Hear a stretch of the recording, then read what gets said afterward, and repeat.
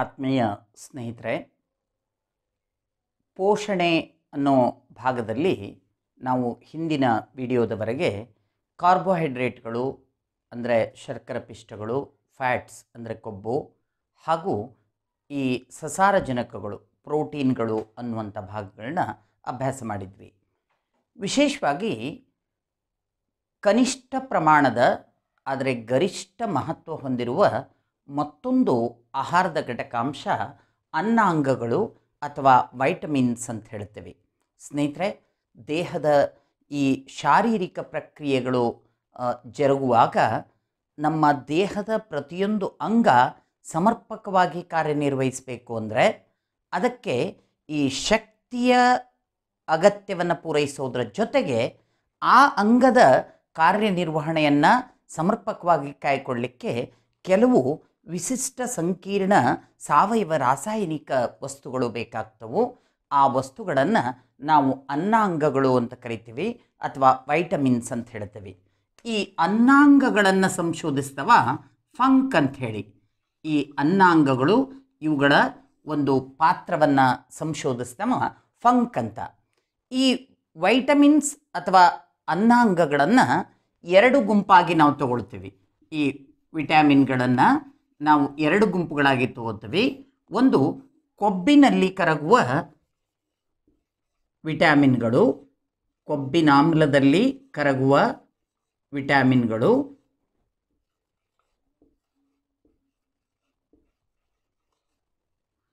ನೀರಿನಲ್ಲಿ ಕರಗುವ ವಿಟಮಿನ್ಗಳು. ನೀರಿನಲ್ಲಿ ಕರಗುವಂಥ ವಿಟಮಿನ್ಗಳು ಅಂದರೆ ಈ ಕರಗುವಿಕೆಯ ಒಂದು ಪ್ರಕ್ರಿಯೆಯ ಆಧಾರದ ಮೇಲೆ ಈ ವಿಟಮಿನ್ಗಳು ನಮ್ಮ ದೇಹ ಸೇರಿದ ಮೇಲೆ, ಅಂದರೆ ನಮ್ಮ ದೇಹಕ್ಕೆ ಅವು ಲಭ್ಯ ಆಗಬೇಕಾದ್ರೆ ಅವು ಒಂದು ಕೊಬ್ಬಿನಾಮ್ಲದಲ್ಲಿ ಕರಗಿ ಅವು ದೇಹಕ್ಕೆ ಬಳಕೆಗೆ ಬರಬೇಕು, ಅಥವಾ ನೀರಿನಲ್ಲಿ ಕರಗುವ ಮೂಲಕ ಅವು ನಮ್ಮ ದೇಹದ ಬಳಕೆಗೆ ಬರಬೇಕು. ಹಾಗಾಗಿ ಈ ವಿಟಮಿನ್ಗಳನ್ನು ನಾವು ಕೊಬ್ಬಿನಾಮ್ಲದಲ್ಲಿ ಕರಗುವ ವಿಟಮಿನ್ಗಳು, ವಿಶೇಷವಾಗಿ ಎ, ಡಿ, ಇ, ಕೆ, ಇವು ಕೊಬ್ಬಿನಲ್ಲಿ ಕರಗುವಂಥ ವಿಟಮಿನ್ಗಳು. ಈ ಕೊಬ್ಬಿನಾಮ್ಲ ಈ ವಿಟಮಿನ್ಗಳನ್ನು ಕರಗಿಸುವ ಮೂಲಕ ದೇಹದ ಪ್ರಕ್ರಿಯೆಗಳಿಗೆ ಈ ವಿಟಮಿನ್ಗಳು ಲಭ್ಯವಾಗುವಂತೆ ನೋಡ್ಕೊಳ್ತೈತಿ. ಹಾಗೆ ನೀರಿನಲ್ಲಿ ಕರಗುವ ವಿಟಮಿನ್ಗಳನ್ನು ಬಿ ಮತ್ತು ಸಿ ಅಂತ ಹೇಳ್ತೀವಿ. ಬಹಳಷ್ಟು ಸರಿ ತೀರಾ ಸಾಮಾನ್ಯ ಪ್ರಶ್ನೆಯಾಗಿ ಸ್ಪರ್ಧಾತ್ಮಕ ಪರೀಕ್ಷೆಗಳಲ್ಲಿ ಇದು ಕೇಳಲ್ಪಡ್ತತಿ. ಕೆಳಗಿನ ಯಾವ ವಿಟಮಿನ್ ನೀರಿನಲ್ಲಿ ಕರಗಲಾರದು ಅಥವಾ ನೀರಿನಲ್ಲಿ ಕರಗುತ್ತದೆ? ಕೆಳಗಿನ ಯಾವ ವಿಟಮಿನ್ಗಳು ಕೊಬ್ಬಿನಲ್ಲಿ ಮಾತ್ರ ಕರಗುತ್ತವೆ? ಈ ಥರದ ಪ್ರಶ್ನೆ ಕೇಳಿರೋದು ಹಿಂದಿನಿಂದನೂ ನಾವು ಗಮನಿಸಬಹುದು. ಸ್ನೇಹಿತರೆ, ಅದಕ್ಕೆ ನಾನು ಸಾಮಾನ್ಯವಾಗಿ ನಾವು ವಿದ್ಯಾರ್ಥಿ ದಶೆಯಿಂದಲೇ ನಾವು ರೂಢಿಸ್ಕೊಂಡಂಥ ಒಂದು ಕ್ರಮ ಏನು ಅಂದರೆ, ಅದು ಅಡಕೆಯಾಗಿದ್ದರೆ ಎಣ್ಣೆಯಲ್ಲಿ ಹಾಕು, ಒಂದು ವೇಳೆ ಬಿಸಿಯಾಗಿದ್ದರೆ ನೀರಿನಲ್ಲಿ ಹಾಕು ಅಂತ. ಇದೊಂದು ಸೂತ್ರದ ರೂಪದೊಳಗೆ ನಾವು ನೆನ್ಪಿಡಬಹುದು. ಅಡಕೆ ಅನ್ನೋದಕ್ಕೆ ಅರ್ಥ ADEK. ಎಣ್ಣೆಯಲ್ಲಿ ಹಾಕು ಅಂದರೆ ಕೊಬ್ಬಿನ ಆಮ್ಲ. ಆಮ್ಲ ಅಂದರೆ ಈ ಕೊಬ್ಬಿನಿಂದ ಮಾಡಿದಂಥ ಒಂದು ತೈಲ ಪದಾರ್ಥ.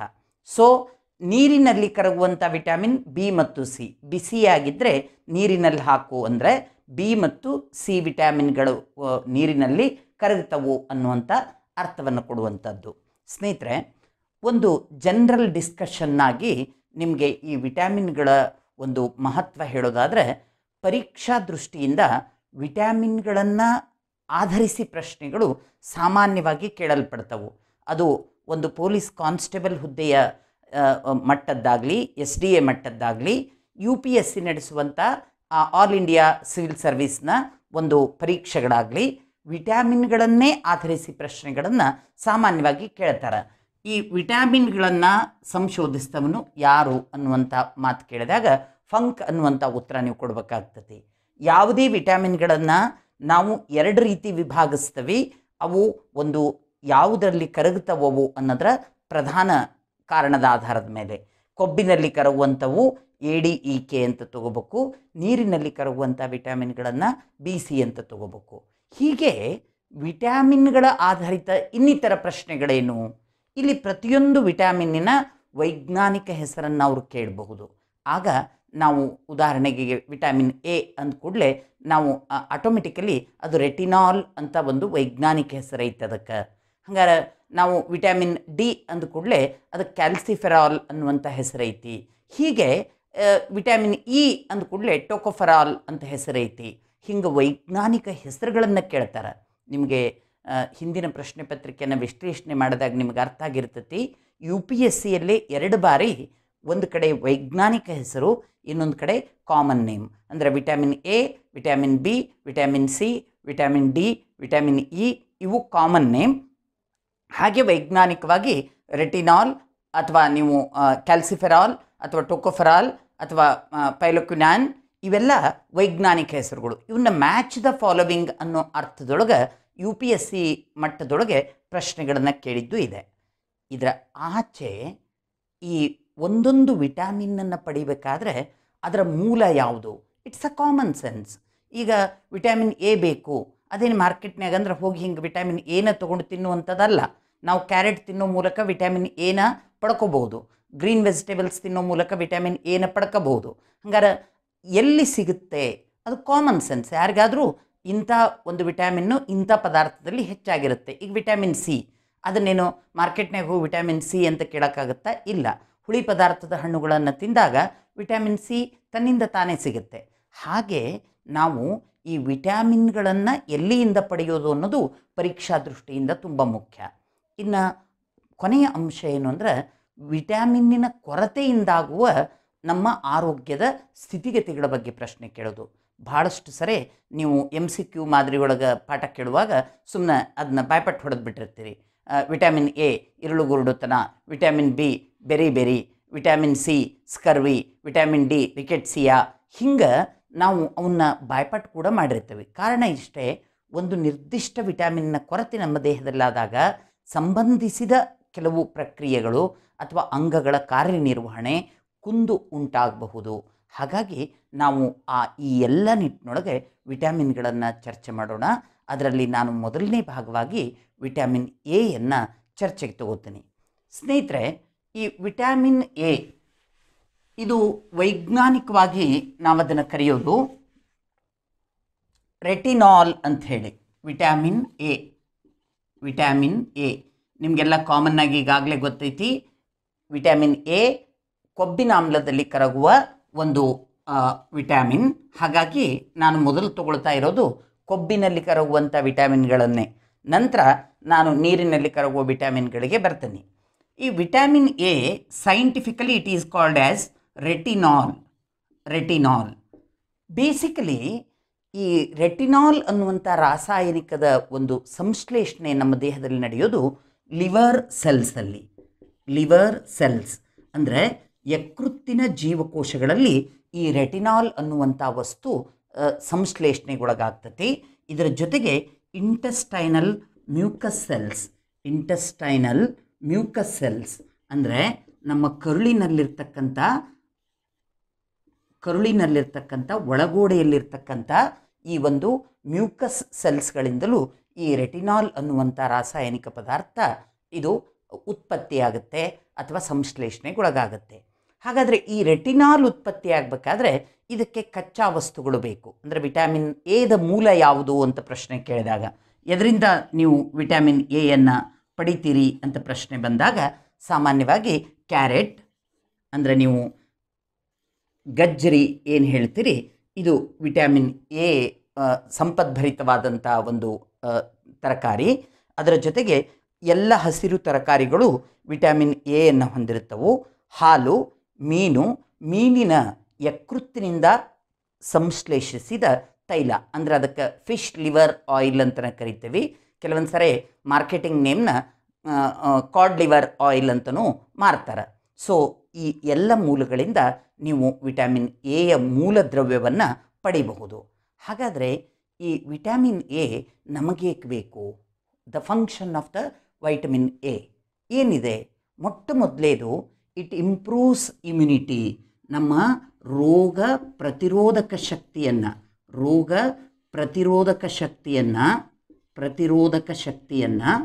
ಹೆಚ್ಚಿಸುತ್ತೆ. ರೋಗ ಪ್ರತಿರೋಧಕ ಶಕ್ತಿಯ ಹೆಚ್ಚಳ ಇದು ಬಹಳ ಮುಖ್ಯ. ಈಗ ನೋಡಿ, ಈ ಕರೋನಾದಂಥ ಸಂದರ್ಭದಲ್ಲಿ ಅನೇಕ ಜನರಿಗೆ ಕರೋನಾ ಬರುತ್ತೆ, ಆದರೆ ಕೆಲವರು ಮಾತ್ರ ತೀವ್ರ ನಿಗಾ ಘಟಕಕ್ಕೆ ಹೋಗ್ತಾರೆ, ಅದರಲ್ಲಿ ಕೆಲವರು ಸತ್ತು ಹೋಗ್ತಾರೆ. ಹಂಗಾರೆ ಈ ಕರೋನಾ ಬಂದಂಥ ಅನೇಕ ಜನರು ಎಲ್ಲರೂ ಯಾಕೆ ಸಾಯಬಾರ್ದು, ಯಾಕೆ ಸಾಯೋದಿಲ್ಲ ಅಂದರೆ ಅವರಲ್ಲಿರ್ತಕ್ಕಂಥ ರೋಗ ಪ್ರತಿರೋಧಕ ಶಕ್ತಿಯ ಮಟ್ಟ ಹೆಚ್ಚಳ ಇರೋದರಿಂದ ಅವರ ಸಾವಿನ ಪ್ರಮಾಣ ಅಥವಾ ಸಾವಿಗೆ ಒಳಗಾಗುವ ಸಂಭವನೀಯತೆ ಕಡಿಮೆ ಇರುತ್ತೆ. ಹಾಗಾಗಿ ವಿಟಮಿನ್ ಎ ನೇರವಾಗಿ ನಮ್ಮ ಇಮ್ಯುನಿಟಿಯನ್ನು ಇಂಪ್ರೂವ್ ಮಾಡೋದ್ರಿಂದ ಅದು ಅತ್ಯಂತ ಮುಖ್ಯ. ಎರಡನೇ ಸಂಗತಿ ಏನು ಅಂದರೆ ಕಣ್ಣಿನ ಆರೋಗ್ಯ. ಇದು ಬಹಳ ಮುಖ್ಯ.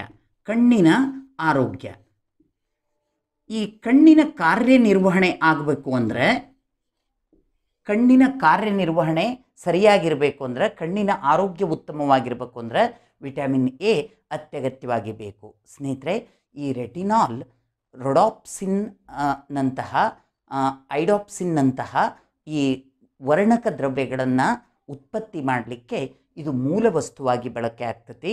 ನೀವು ಹಿಂದಿನ ನಿಮ್ಮ ಅಧ್ಯಯನದೊಳಗೆ ನೀವು ತಿಳ್ಕೊಂಡಿರ್ತೀರಿ, ಈ ಕಣ್ಣು ಗುಡ್ಡೆ ಏನಿದೆ ಇದರ ಹಿಂಭಾಗದ ಒಳಭಾಗದಲ್ಲಿ ರೆಟಿನಾ ಅನ್ನುವಂಥ ಪರದೆ ಇದೆ. ಅಲ್ಲಿ ಶಂಕು ಮತ್ತು ರಾಡ್ಗಳು ಅನ್ನುವಂಥ ಎರಡು ವಿಶಿಷ್ಟ ಜೀವಕೋಶಗಳದವು. ಆ ರಾಡ್ಸ್ ಅಂತ ನಾವೇನು ಕರಿತೀವಿ, ಆ ರಾಡ್ಗಳಿಂದ ರೊಡಾಪ್ಸಿನ್ ಅನ್ನುವಂಥ ಒಂದು ವರ್ಣಕ ದ್ರವ್ಯ ಉತ್ಪತ್ತಿ ಆಗಬೇಕು. ಅದು ಆಗಬೇಕು ಅಂದರೆ ಈ vitamin A, nothing but retinol ಬೇಕೇ ಬೇಕು. ಹಾಗಾಗಿ ಕಣ್ಣಿನ ಆರೋಗ್ಯ ಕೂಡ ಈ ಒಂದು ವಿಟಮಿನ್ ಎ ಆಧಾರಿತವಾದದ್ದು ಅನ್ನೋದು ನಿಮಗೆ ಅರ್ಥ ಆದರೆ ಒಳ್ಳೆಯದು. ಇದರ ಜೊತೆಗೆ ಈ ನಮ್ಮ ಅಂಗಾಂಗಗಳ ಒಳಭಾಗದಲ್ಲಿನ ಎಪಿಥೀಲಿಯಲ್ ಸೆಲ್ಸು ಆರೋಗ್ಯಪೂರ್ಣವಾಗಿರಬೇಕು ಅಂತಂದರೆ ನಾವು ಈ ವಿಟಮಿನ್ ಎಯನ್ನು ನಾವು ಸ್ವೀಕರಿಸಲೇಬೇಕು. ಹಾಗಾದರೆ ಕೊರತೆಯಿಂದ ಏನಾಗುತ್ತೆ? ಒಂದು ವೇಳೆ ವಿಟಮಿನ್ ಎಯನ್ನು ನಾವು ತಗೊಳ್ಳೋದು ಸಮರ್ಪಕವಾಗಿ ಆಗಲಿಲ್ಲ, ನಮ್ಮ ಆಹಾರದಲ್ಲಿ ವಿಟಮಿನ್ ಎ ಕೊರತೆ ಉಂಟಾಯಿತು, ಬಹುದೊಡ್ಡ ಸಂಖ್ಯೆಯ ಮಕ್ಕಳಿಗೆ ಈ ಕೊರತೆ ಇದೆ ಸ್ನೇಹಿತರೆ. ನಾವು ಸಾಮಾನ್ಯವಾಗಿ ನಮ್ಮ ಮಟ್ಟದಲ್ಲಿ ನಾವು ಮಾತ್ರ ಯೋಚನೆ ಮಾಡೋದಕ್ಕಿಂತ ನಾವು ಡಿಪ್ರವೈಡೆಡ್ ಗ್ರೂಪ್ಸ್ ಅಂದರೆ ವಂಚಿತ ವರ್ಗಗಳನ್ನು ಗಮನದಲ್ಲಿಟ್ಕೋಬೇಕು. ಎಷ್ಟೋ ಜನರಿಗೆ 3 ಹೊತ್ತಿನ ಆಹಾರ ಸಿಗ್ತಿಲ್ಲ, ಸಿಕ್ಕರೂ ಕೂಡ ಏಕರೂಪದ ಆಹಾರ. ಇದನ್ನೇ ನಾವು ಮಾಲ್ ನ್ಯೂಟ್ರಿಷನ್ ಅನ್ನೋದು, ನ್ಯೂನ್ಯ ಪೋಷಣೆ ಅನ್ನೋದು. ವಿಟಮಿನ್ ಎ ನಮಗೆ ಅಗತ್ಯ ಇರೋದು ಕೆಲವು ಮೈಕ್ರೋ ಮಿಲಿಗ್ರಾಮ್ಗಳಷ್ಟು ಮಾತ್ರ ನಮಗೆ ಅಗತ್ಯ ಇದೆ, ಆದರೆ ಅದು ಅಷ್ಟು ಪ್ರಮಾಣದಲ್ಲಾದರೂ ಅದು ನಮಗೆ ಬೇಕೇ ಬೇಕು.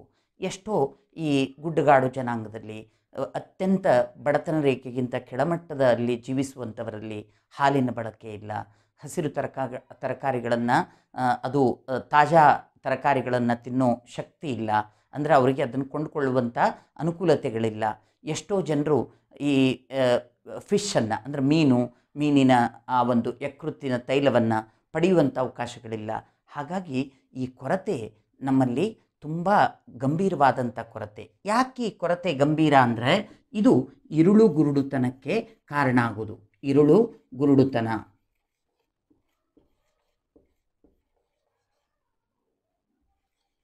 ಇದನ್ನು ನಾವು ನೈಟ್ ಬ್ಲೈಂಡ್ನೆಸ್ ಅಂತ ಕರಿತೀವಿ. ಹಗಲೇ ಅವರು ಸಾಮಾನ್ಯರಂತೆ ಇರ್ತಾರೆ, ಅವ್ರು ಕಣ್ಣು ಕಾಣ್ತವು, ಎಲ್ಲ ಸಹಜವಾಗೇ ನಡೀತೈತಿ. ಆದರೆ ಯಾವಾಗ ಸೂರ್ಯನ ಪ್ರಖರ ಬೆಳಕಿನ ಮಟ್ಟ ಕಡಿಮೆ ಆಗ್ತಾ ಬರುತ್ತೋ ಆವಾಗ ಅವ್ರಿಗೆ ಕುರುಡುತನದ ಅನುಭವ ಆಗುತ್ತೆ. ಇದು because of the malfunctioning of rods due to lack of retinal. ಅಂದರೆ ರೆಟಿನಾಲ್ನ ಕೊರತೆ ಇದ್ದಾಗ ರಾಡ್ಗಳು ಕಾರ್ಯನಿರ್ವಹಣೆಯಲ್ಲಿ ವಿಫಲ ಆಕ್ಕವು. ಹಾಗಾಗೋದ್ರಿಂದ ಇರುಳು ಗುರುಡುತನ ಬರುತ್ತೆ. ಇದನ್ನು ನೆಕ್ಟೋಲ್ಪಿಯಾ ಅಂತ ನಾವು ವೈಜ್ಞಾನಿಕವಾಗಿ ಕರಿತೀವಿ, ಇರುಳು ಕುರುಡುತನ. ಇನ್ನು ಎರಡನೇದು ಜಿರಾಪ್ಟಾಲ್ಮಿಯಾ ಅಂಥೇಳಿ, ಇದು ಒಂದು ಸಮಸ್ಯೆ ಇರ್ತೈತಿ. ಜಿರಾಪ್ಟಾಲ್ಮಿಯಾ ಅಂಥೇಳಿ ಇದು ಒಂದು ರೀತಿ ಒಣಕಣ್ಣಿನ ಒಂದು ಸಮಸ್ಯೆ. ಅಂದರೆ ಜಿರಾಪ್ಟಾಲ್ಮಿಯಾ ಅನ್ನುವಂಥದ್ದು ನಮ್ಮ ಲ್ಯಾಕ್ರಿಮಲ್ ಗ್ಲ್ಯಾಂಡ್ಸು ಸೆಕ್ರಿಷನ್ ಇರೋದಿಲ್ಲ, ಅಂದರೆ ಕಣ್ಣು ಪಸೆ ಹೊಂದೋದಿಲ್ಲ. ಇದರಿಂದ ಕಣ್ಣಿನ ಉರಿಯೂತ, ಕಣ್ಣಿಗೆ ಸೋಂಕು ತಗುಲುವಿಕೆ ಇದು ಸಾಮಾನ್ಯವಾಗಿ ಜಾಸ್ತಿ ಆಗುತ್ತೆ. ಹಾಗಾಗಿ ಸ್ನೇಹಿತರೆ, ವಿಟಮಿನ್ ಎಯ ಒಂದು ಮಹತ್ವವನ್ನು ಪರಿಗಣಿಸಿಯೇ ಸರ್ಕಾರ ಬೆಳೆಯುತ್ತಿರುವ ಮಕ್ಕಳಿಗೆ ಸೂಕ್ತ ಅವಧಿಯವರೆಗೆ ವಿಟಮಿನ್ ಎಯನ್ನು ನಾವು ಸಪ್ಲಿಮೆಂಟ್ ಮಾಡಬೇಕು. ಅಂದರೆ ಪೂರಕವಾಗಿ ನಾವಾಗಿ ಸೇರಿಸ್ಬೇಕು. ಅವರ ಆಹಾರದಲ್ಲಿ ನಾವು ಹೇಳಿದಂಥ ಅಂಶಗಳು ಸಿಗದೆ ಹೋದಾಗ ಅವರು ಇರುಳುಗುರುಡುತನಕ್ಕೆ ಈಡಾದರು ಅಂದರೆ their productivity will be lost. ಅಂದರೆ ಮನುಷ್ಯ ಹಗಲಿ ಮಾತ್ರ ಕೆಲಸ ಮಾಡಿ ರಾತ್ರಿ ತಕ್ಷಣ ನಿದ್ದೆ ಮಾಡುವಂಥದ್ದಲ್ಲ. ಆ ರಾತ್ರಿ ಕಾರ್ಯಗಳು ಸಾಕಷ್ಟು ಕಾರ್ಯಗಳನ್ನು ನಾವು ಮಾಡ್ತಿರ್ತೀವಿ. ಆ ಇರುಳುಗುರುಡುತನಕ್ಕೆ ಅವರ ಆಹಾರದಲ್ಲಿನ ವಿಟಮಿನ್ ಎ ಕೊರತೆಯೇ ಕಾರಣ ಆಗಬಾರ್ದು ಅನ್ನೋದಕ್ಕೆ ಈ ಶಾಲಾ ಕಾರ್ಯಕ್ರಮಗಳಲ್ಲಿ ನಾವು ವಿಟಮಿನ್ ಎಯನ್ನು ಮಕ್ಕಳಿಗೆ ಕಾಲಕಾಲಕ್ಕೆ ನಿಗದಿತ ಕಾಲಕಾಲಕ್ಕೆ ಮಧ್ಯಾಹ್ನದ ಬಿಸಿಯೂಟದೊಂದಿಗೆ ನಾವು ವಿಟಮಿನ್ ಎಯನ್ನು ಸಪ್ಲಿಮೆಂಟ್ ಮಾಡ್ತೀವಿ. ದಯವಿಟ್ಟು ಅರ್ಥ ಮಾಡ್ಕೊಳ್ಳಿ. ಹಾಗೊಂದು ವೇಳೆ ನಿಮಗೆ ಪ್ರಶ್ನೆ ಉದ್ಭವ ಆದರೆ ಪರೀಕ್ಷೆ ಒಳಗೆ ಶಾಲಾ ಕಾರ್ಯಕ್ರಮಗಳಲ್ಲಿ ಅತ್ಯಂತ ಮಹತ್ವದ ಒಂದು ವಿಟಮಿನನ್ನು ಪೂರಕವಾಗಿ ನೀಡಲಾಗುತ್ತೆ. ಆ ವಿಟಮಿನ್ ಯಾವುದು ಅಂತ ಕೇಳಿದರೆ ಇಟ್ ಈಸ್ ನನ್ ಅದರ್ ದ್ಯಾನ್ ವಿಟಮಿನ್ ಎ. ಅಲ್ಲಿ ನಾವು ಜಂತು ನಿವಾರಕ ಔಷಧಿಯನ್ನು ಕೊಡ್ತೀವಿ, ಅದು ಅಪೌಷ್ಟಿಕತೆಯನ್ನು ತಡೆಗಟ್ಟೋದಕ್ಕೆ. ಆದರೆ ಕಣ್ಣಿನ ರಕ್ಷಣೆಗಾಗಿ ನಾವು ವಿಟಮಿನ್ ಎ ಕೂಡ ಸಪ್ಲಿಮೆಂಟ್ ಮಾಡ್ತೀವಿ. ಈ ಅಂಶ ನಿಮ್ಮ ಗಮನದಲ್ಲಿದ್ದರೆ ಒಳ್ಳೆಯದು.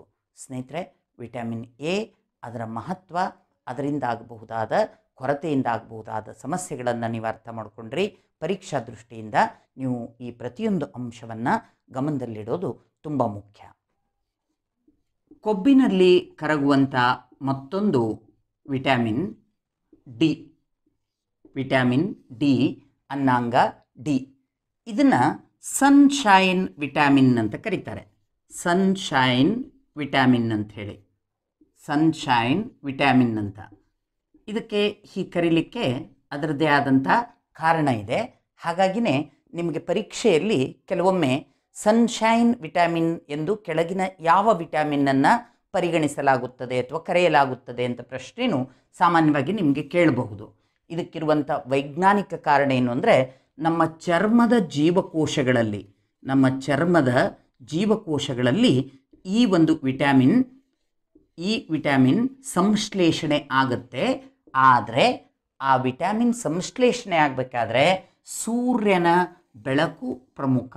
ಸೂರ್ಯನ ಬೆಳಕಿನ ಸಹಾಯದಿಂದಲೇ ಚರ್ಮದ ಜೀವಕೋಶಗಳು ಈ ವಿಟಮಿನ್ ಡಿಯನ್ನು ಸಂಶ್ಲೇಷಣೆ ಮಾಡೋದ್ರಿಂದ ಇದಕ್ಕೆ ಸನ್ಶೈನ್ ವಿಟಮಿನ್ ಅಂತ ನಾವು ಕರಿತೇವೆ. ಸ್ನೇಹಿತರೆ, ಗೊತ್ತಿರಬೇಕು ನಿಮಗೆ, ತುಂಬ ನವಜಾತ ಶಿಶುಗಳನ್ನು, ಇದೀಗ ಜನ್ಮ ಪಡೆದಂಥ ಮಕ್ಕಳನ್ನು ಸಹಿತ ಬೆಳಗಿನ ಇಳಿ ಬಿಸಿಲಿನಲ್ಲಿ, ಅಂದರೆ ತುಂಬ ತೀಕ್ಷ್ಣವಲ್ಲದ ಸೂರ್ಯನ ಕಿರಣಗಳಿಗೆ ಮಗುವನ್ನು ಎಕ್ಸ್ಪೋಸ್ ಮಾಡ್ತಾರೆ.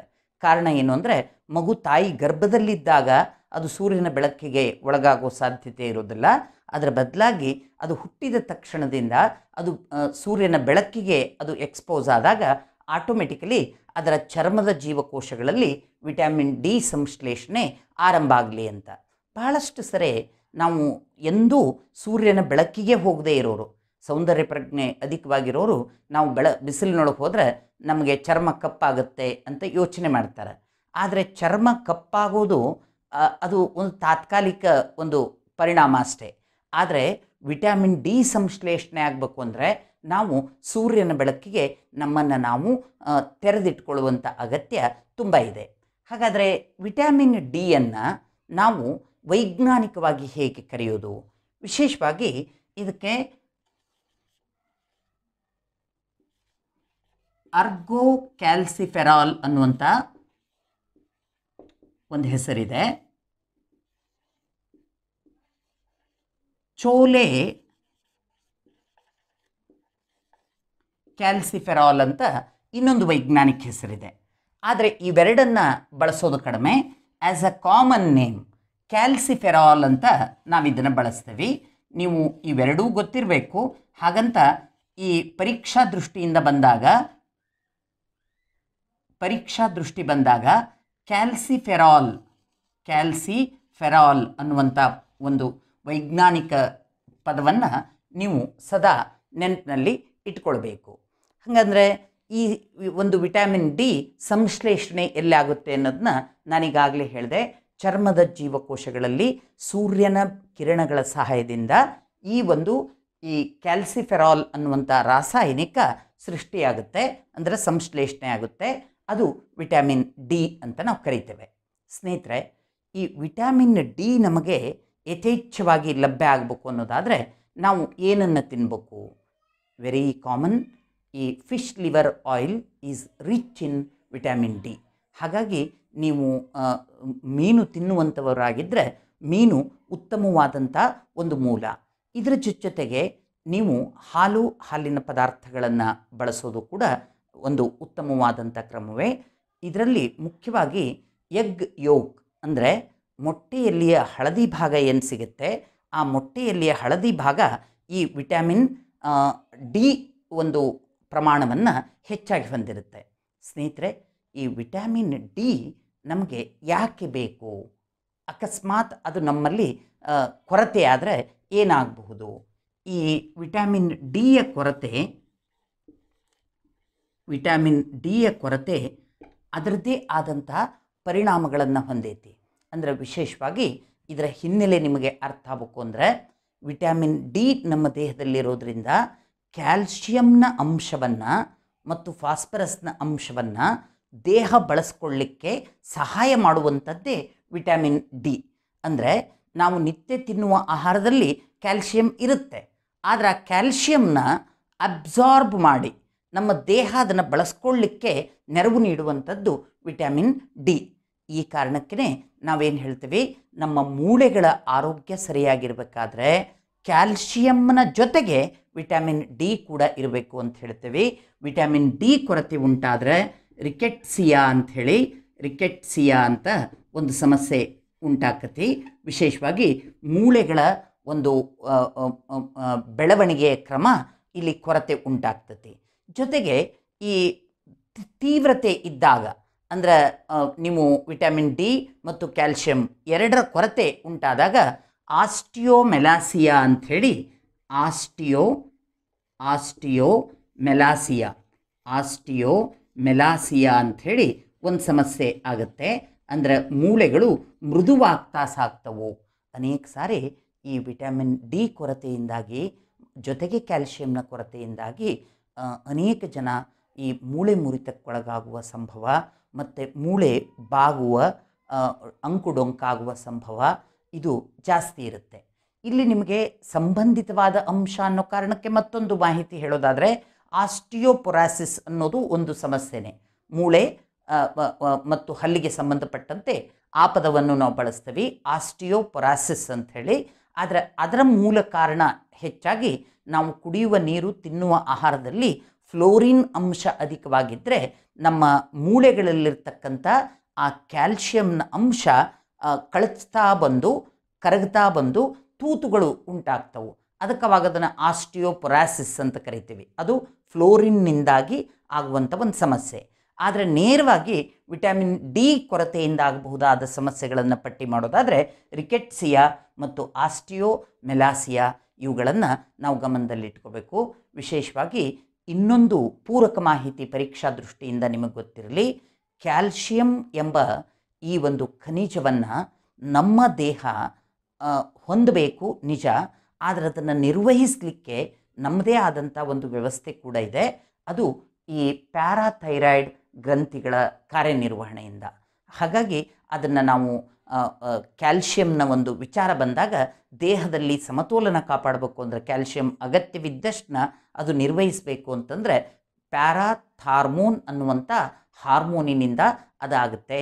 ಹಾಗಾಗಿ ಪ್ಯಾರಾಥಾರ್ಮೋನನ್ನು ಹೈಪರ್ ಕ್ಯಾಲ್ಸಿಮಿಕ್ ಹಾರ್ಮೋನ್ ಅಂತಲೂ ನಾವು ಕರಿತೀವಿ. ಅದು ಸಂಬಂಧಿತ ಮಾಹಿತಿಯಾಗಿದ್ದರಿಂದ ನಿಮ್ಮ ಗಮನದೊಳಗಿರಲಿ. ಇದರ ಜೊತೆಗೆ ನಾವು ವಿಟಮಿನ್ ಡಿಯನ್ನು ಸೂರ್ಯನ ಬೆಳಕಿನ ಸಹಾಯದಿಂದ ನಮ್ಮ ಚರ್ಮದ ಜೀವಕೋಶಗಳಲ್ಲೇ ಉತ್ಪತ್ತಿ ಮಾಡ್ಕೊಳ್ಳೋ ಅವಕಾಶ ಇರೋದರಿಂದ ನಾವು ಹೆಚ್ಚೆಚ್ಚು ಸೂರ್ಯನ ಬೆಳಕಿಗೆ, ಅದು ತೀರಾ ಪ್ರಖರವಲ್ಲದ ಬೆಳಕಿಗೆ ನಿಮ್ಮನ್ನು ನೀವು ಎಕ್ಸ್ಪೋಸ್ ಮಾಡ್ಕೊಳ್ಳೋದು ತುಂಬ ಮುಖ್ಯ ಅನ್ನೋದನ್ನು ನೀವೆಲ್ಲ ಗಮನಿಸಬೇಕು. ಕೊಬ್ಬಿನ ಆಮ್ಲದಲ್ಲಿ ಕರಗುವ ವಿಟಮಿನ್ಗಳಲ್ಲಿ ಮತ್ತೊಂದು ಪ್ರಮುಖ ವಿಟಮಿನ್ ಇ ಅಂಥೇಳಿ. ಇದನ್ನು ವೈಜ್ಞಾನಿಕವಾಗಿ ನಾವು ಟೋಕೋಫೆರಾಲ್ ಅಂತ ಕರಿತೀವಿ. ಟೋಕೋಫೆರಾಲ್ ಅಂಥೇಳಿ ಇದು ವೈಜ್ಞಾನಿಕ ಹೆಸರು. ದಯವಿಟ್ಟು ನೆನಪಿಡಿ. ಪರೀಕ್ಷಾ ದೃಷ್ಟಿಯಿಂದ vitamin A retinol, vitamin D calciferol, ಹಾಗೆ ವಿಟಮಿನ್ ಇ ಟೋಕೋಫೆರಾಲ್ ಅಂಥೇಳಿ. ಇದು ವಿಶೇಷವಾಗಿ ನಮ್ಮ ದೇಹದಲ್ಲಿ ಉತ್ಪತ್ತಿಯಾಗೋದಕ್ಕಿಂತ ನಾವು ತಿನ್ನುವ ಆಹಾರ ಪದಾರ್ಥಗಳಿಂದ ಇದು ನಮಗೆ ಲಭ್ಯವಾಗಬೇಕು. ಇಲ್ಲಿ ಹಾಲಿನ ಇತರ ಪದಾರ್ಥಗಳು, ವಿಶೇಷವಾಗಿ ಮೊಟ್ಟೆಯ ಹಳದಿ ಭಾಗ, ಗೋಧಿ ಅಂದರೆ ವೀಟ್ ಜೊತೆಗೆ ವೆಜಿಟೇಬಲ್ ಆಯಿಲ್ಸ್ ಅಂದರೆ ತರಕಾರಿ ಮತ್ತು ಸಸ್ಯ ಮೂಲದಿಂದ ಪಡೆಯುವಂಥ ತೈಲಗಳು, ಜೊತೆಗೆ ಈ ಪ್ರಾಣಿಗಳ ಒಂದು ಅಂಗಾಂಶದ ಮೂಲದಿಂದಲೂ ನಮಗೆ ವಿಟಮಿನ್ ಇ ನಮಗೆ ಲಭ್ಯ ಆಗ್ತತಿ. ಹಂಗಾರೆ ಇದು ಎದಕ್ಕೆ ಬೇಕು? ಈಗ ನಾವು ಬಹಳಷ್ಟು ಸರಿ ಪ್ರತಿಯೊಂದು ವಿಟಮಿನ್ಗೂ ಅದರ ಪ್ರಾಮುಖ್ಯತೆಯನ್ನು ತಿಳ್ಕೊಳ್ಳೇಬೇಕು. ಇದು ಆ್ಯಂಟಿ ಆಕ್ಸಿಡೆಂಟ್ ಆಗಿ ಕೆಲಸ ಮಾಡ್ತತಿ. ಆ್ಯಂಟಿ ಆಕ್ಸಿಡೆಂಟ್ ಅಂತ ನೀವು ಮೂಲ ಜೀವಶಾಸ್ತ್ರವನ್ನು ಅಭ್ಯಾಸ ಮಾಡುವಾಗ ಇದನ್ನು ತಿಳ್ಕೊಂಡಿರ್ತೀರಿ. ನಮ್ಮ ದೇಹದಲ್ಲಿ ಫ್ರೀ ರೆಡಿಕಲ್ಸ್ ಅಂತ ಬಿಡುಗಡೆ ಆಗ್ತಾ ಇರ್ತವು. ಆ ಫ್ರೀ ರೆಡಿಕಲ್ಸು ನಮ್ಮ ಜೀವಕೋಶದ ಆಯಸ್ಸನ್ನು ಕುಗ್ಗಿಸುವಂಥ ಪ್ರಯತ್ನ ಮಾಡ್ತಿರ್ತವೆ.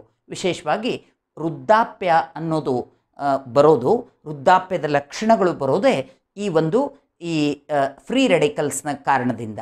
ಅಂಥ ಫ್ರೀ ರೆಡಿಕಲ್ಸ್ನ ಲಾಕ್ ಮಾಡಿ ಅವುಗಳನ್ನ ಇನ್ಯಾಕ್ಟಿವೇಟ್ ಮಾಡಲಿಕ್ಕೆ ನಮಗೆ ಈ ಆ್ಯಂಟಿ ಆಕ್ಸಿಡೆಂಟ್ಗಳು ಬೇಕು.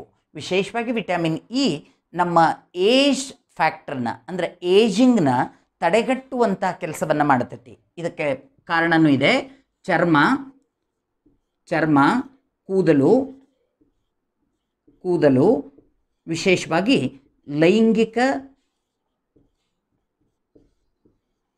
ಸಾಮರ್ಥ್ಯ. ಹಾಗಂತ ಇದು ಲೈಂಗಿಕ ಸಾಮರ್ಥ್ಯ ಅಂತ ನೇರವಾದ ಅರ್ಥ ಅಲ್ಲ, ಬದಲಾಗಿ ನಮ್ಮ ಸಂತಾನೋತ್ಪತ್ತಿ ಸಾಮರ್ಥ್ಯ ಅಂತ ನಾವು ಬಳಸ್ಬೋದು. ಸಂತಾನೋತ್ಪತ್ತಿ ಸಾಮರ್ಥ್ಯ ಇವೆಲ್ಲವುಗಳಿಗೆ ಈ ಒಂದು ವಿಟಮಿನ್ ಇ ಅತ್ಯಂತ ಪ್ರಮುಖವಾಗಿ ಬೇಕು. ಏಜಿಂಗ್ ಅಂತ ಏನು ಹೇಳ್ತೇವಲ್ಲ, ಆ್ಯಂಟಿ ಏಜಿಂಗ್ ಅಂತ ಹೇಳ್ತೇವೆ ಇದಕ್ಕೆ. ಈ ವಿಟಮಿನ್ ಇ ತಗೊಳ್ಳೋದ್ರಿಂದ ಆ್ಯಂಟಿ ಏಜಿಂಗ್ ಏಜೆಂಟ್ ಅದು ಅಂತ ಹೇಳ್ತೀವಿ. ಅಂದರೆ ಚರ್ಮ ಸುಕ್ಕುಗಟ್ಟೋದಾಗಲಿ, ಕಾಂತಿಯನ್ನು ಕಳ್ಕೊಳ್ಳೋದಾಗಲಿ ಇದು ಸಹಜವಾಗಿ ಆಗ್ತಾ ಇರುತ್ತೆ. ಆದರೆ ವಿಟಮಿನ್ ಇ ಸಪ್ಲಿಮೆಂಟ್ ಇದ್ದರೆ ಚರ್ಮ ಆರೋಗ್ಯಪೂರ್ಣವಾಗಿರುತ್ತೆ, ಕಳೆಯಾಗಿರುತ್ತೆ, ಕೂದಲು ಬೆಳ್ಳಗಾಗೋದು, ಕೂದಲು ಹೆಚ್ಚು ಉದುರುವಂಥ ಸಮಸ್ಯೆ ಇವು ಈ ವಿಟಮಿನ್ ಎ ಒಂದು ಕೊರತೆಯಿಂದ ಆಗುವಂಥ ಸಮಸ್ಯೆಗಳೇ ಹೌದು. ಹಾಗಾಗಿ ಇದನ್ನು ವಿಟಮಿನ್ ಇಯನ್ನು ನಾವು ವೈಜ್ಞಾನಿಕವಾಗಿ ಟೋಕೋಫೆರಾಲ್ ಅಂತ ಕರೆದ್ರೆ ವೆರಿ ಕಾಮನ್ಲಿ ನಾವು ಸೆನ್ಸ್ ಮಾಡೋದೇನು ಅಂದರೆ ನಮ್ಮ ಯೌವನವನ್ನು ಹಾಗೆ ಉಳಿಸ್ಕೊಂಡು ಹೋಗುವಂಥ ಒಂದು ಪ್ರಮುಖ ಕಾರ್ಯವನ್ನು ವಿಟಮಿನ್ ಇ ಮಾಡುತ್ತೆ ಅಂತ ನಾವು ಭಾವಿಸ್ಬೋದು. ಹಾಗಾದರೆ ಈ ವಿಟಮಿನ್ ಇಯ ಕೊರತೆ ನಮಗೇನು ಕಾಡುತ್ತೆ? ಈಗಾಗಲೇ ಹೇಳೇನು ನಾನು, ವಿಟಮಿನ್ ಇ ಎದಕ್ಕೆ ಬೇಕು ಅಂಥೇಳಿ. ನಮ್ಮ ಚರ್ಮದ ಆರೋಗ್ಯಕ್ಕೆ, ಕೂದಲಿನ ಆರೋಗ್ಯಕ್ಕೆ, ಸಂತಾನೋತ್ಪತ್ತಿ ಶಕ್ತಿಗೆ, ಜೊತೆಗೆ ವಿಶೇಷವಾಗಿ ನಮ್ಮ ಮಸಲ್ಸ್ ಅಂದರೆ ಸ್ನಾಯುಗಳ ಕಾರ್ಯನಿರ್ವಹಣೆಗೂ ಕೂಡ ಈ ವಿಟಮಿನ್ ಇ ಅಗತ್ಯವಾಗಿ ಬೇಕು. ಹಾಗಾದರೆ ವಿಟಮಿನ್ ಇ ಅಗತ್ಯ ಪ್ರಮಾಣಕ್ಕೆ ನಿಮಗೆ ದೊರಕದೇ ಹೋದರೆ ಆಗ ಏನಾಗಬಹುದು ಅಂದರೆ ತಾತ್ಕಾಲಿಕ ಸಂತಾನಹೀನತೆ ಅಥವಾ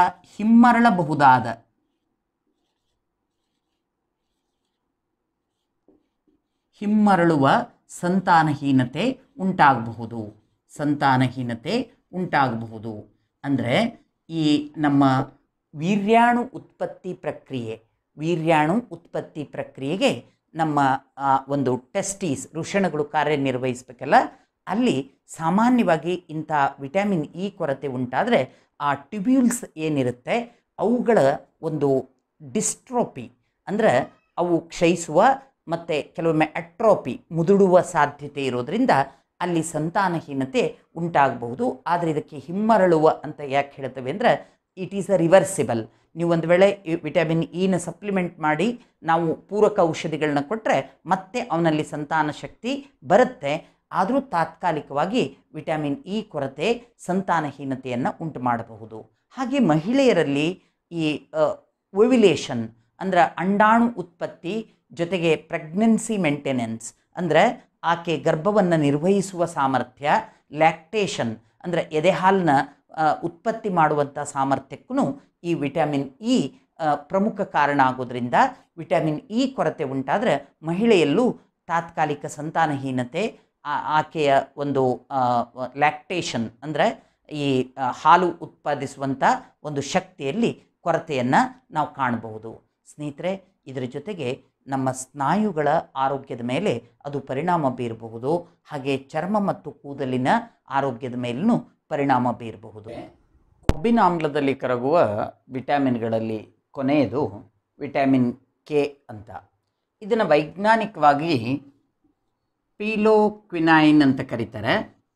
ಪೀಲೋಕ್ವಿನೈನ್ ಇದು ಆ್ಯಂಟಿ ಹೆಮರಾಜಿಕ್ ವಿಟಮಿನ್ ಅಂತಲೂ ನಾವು ಬಳಕೆಯಲ್ಲಿ ನಾವು ಅದನ್ನು ಕರಿತೀವಿ. ಅಂದರೆ ರಕ್ತ ಹೆಪ್ಪುಗಟ್ಟುವಿಕೆಗೆ ಸಹಾಯಕವಾದಂಥ ಒಂದು ವಿಟಮಿನ್ ಅಂತ ನಾವಿದನ್ನ ಪರಿಗಣಿಸೋದ್ರಿಂದ ಇದನ್ನು ಆ್ಯಂಟಿ ಹೆಮರಾಜಿಕ್ ವಿಟಮಿನ್ ಅಂತ ಹೇಳ್ತೀವಿ. ಸ್ನೇಹಿತರೆ, ಈ ಒಂದು ವಿಟಮಿನ್ ನಮ್ಮ ಕರುಳಿನಲ್ಲಿರುವ ಬ್ಯಾಕ್ಟೀರಿಯಾಗಳಿಂದ, ಅಂದರೆ ಕೊಲಾನ್ ಬ್ಯಾಕ್ಟೀರಿಯಾ ಅಂತ ಹೇಳ್ತೀವಿ, ನಮ್ಮ ಕರುಳಿನಲ್ಲಿ ಇರ್ತಕ್ಕಂಥ ಬ್ಯಾಕ್ಟೀರಿಯಾ ಈ ಒಂದು ವಿಟಮಿನನ್ನು ಸಂಶ್ಲೇಷಣೆ ಮಾಡ್ತತಿ. ಸ್ನೇಹಿತರೆ, ನಿಮಗೆ ಒಂದು ಪೂರಕ ಮಾಹಿತಿ ಕೊಟ್ಟರೆ ನೀವು ಅರ್ಥ ಮಾಡ್ಕೋತೀರಿ ಅಂತ ಭಾವಿಸ್ತೀನಿ. ನಮಗೆ ಯಾವುದೇ ಸಂದರ್ಭದಲ್ಲಿ ಒಂದು ಗಾಯ ಆದರೆ ಆ ಗಾಯ ರಕ್ತಸ್ರಾವಕ್ಕೆ ಕಾರಣ ಆಗ್ತತಿ. ಆ ರಕ್ತಸ್ರಾವವನ್ನು ತಡೆಗಟ್ಟಬೇಕು ಅಂದರೆ ನಮ್ಮ ಯಕೃತ್ತಿನಲ್ಲಿ ಪ್ರೋಥ್ರೋಂಬಿನ್ ಅನ್ನುವಂಥ ಒಂದು ರಾಸಾಯನಿಕ, ಅಂದರೆ ಅದೊಂದು ನಿಷ್ಕ್ರಿಯ ಕಿಣ್ವ, ಪ್ರೋಥ್ರೋಂಬಿನ್ ಅನ್ನುವಂಥ ಒಂದು ಕಿಣ್ವ ಉತ್ಪತ್ತಿಯಾಗಬೇಕು. ಈ ಪ್ರೋಥ್ರೋಂಬಿನ್ ಅನ್ನುವಂಥ ಕಿಣ್ವವನ್ನು ಉತ್ಪತ್ತಿ ಮಾಡಲಿಕ್ಕೆ ಈ ವಿಟಮಿನ್ ಕೆ ನೆರವು ನೀಡ್ತತಿ. ಆ ಕಾರಣದಿಂದಲೇ ಇದನ್ನು ನಾವು ಆ್ಯಂಟಿ ಹೆಮರಾಜಿಕ್ ವಿಟಮಿನ್ ಅಂತಲೇ ನಾವಿದನ್ನು ಕರೆಯೋದು.